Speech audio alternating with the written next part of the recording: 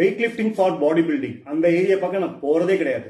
ஆனா weight lifting for athletic physique, weight lifting for sports, weight lifting for healthy ageing, weight lifting for disease management, இதுதான் என்னோட specialisation. Weight lifting, strength training, இதெல்லாம் பாத்தீங்கன்னா ஏராளமான techniques ஏற்கனவே இருக்குது. அதுல அறிவியல்ல ஃபிட் ஆகக்கூடிய டெக்னிக்ஸ் மட்டும் தான் நான் யூஸ் பண்றேன். இதே அடிப்படையில அறிவியல்ல ஃபிட் ஆகக்கூடிய புதுமையான ஸ்ட்ரென்த் ட்ரைனிங் டெக்னிக்ஸ் கண்டுபிடிக்கிறதுலயும் என்னோட ஈடுபாடு இருந்துட்டு இருக்கு. ஸ்ட்ரென்த் ட்ரைனிங் பண்றதுக்கு வெயிட்ஸ் யூஸ் பண்றது வந்து ரொம்ப ரொம்ப எசென்ஷியல். இதுல வந்து எந்த ரிஸ்க்கும் கிடையாது. நம்ம வந்து ஃப்ரீ வெயிட்ஸ், எஸ்பெஷலி மெஷின், நம்ம பெரிய பெரிய ஜிம் அதெல்லாம் நமக்கு தேவையே கிடையாது.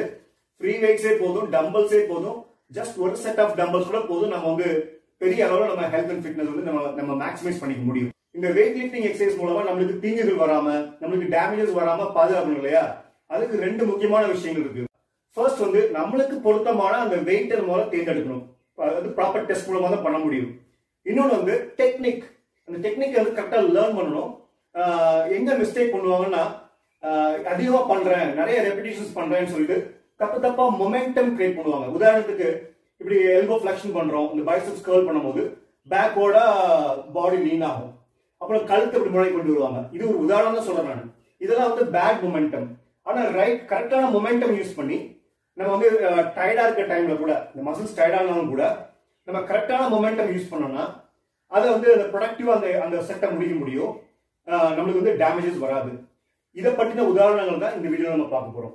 இப்போ 14 கிலோ டம்பிள்ஸ் வச்சுட்டு என்னுடைய பைசெப்ஸை நான் எப்படி ஸ்ட்ரென்தன் பண்ணிக்கிறது, எப்படி நான் வந்து டெஸ்ட் பண்ணிக்கிறது, அப்புறம் என்னுடைய ஷோல்டர் பிரஸ் இதை எப்படி நான் டெஸ்ட் பண்ணிக்கிறது, எப்படி ஸ்ட்ரென்தன் பண்ணிக்கிறது, அப்புறம் எப்படி என்னோட கர்ல் அண்ட் பிரஸ் இந்த ஆக்டிவிட்டி இதை நான் எப்படி வந்து ட்ரைனிங் பண்ணிக்கிறது, எப்படி டெஸ்ட் பண்ணிக்கிறது அப்படிங்கிறத பற்றி இந்த வீடியோல பார்க்கலாம்.